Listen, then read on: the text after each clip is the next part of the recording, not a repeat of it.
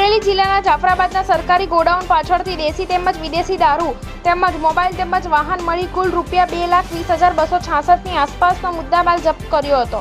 જાફરાબાદના મિતિયાળા વાડી વિસ્તારમાંથી દેશી દારૂ બનાવવાની જુદી જુદી વસ્તુઓ સહિત 45,700નો મુદ્દામાલ સ્ટેટ મોનિટરિંગની ટીમ દ્વારા જપ્ત કરવામાં આવી હતી। જાફરાબાદના પીપળીકાંઠા વિસ્તાર તેમજ મિતિયાળાના સીમ વિસ્તારમાંથી દેશી દારૂ મોટા જથ્થો ઝડપી પાડ્યો।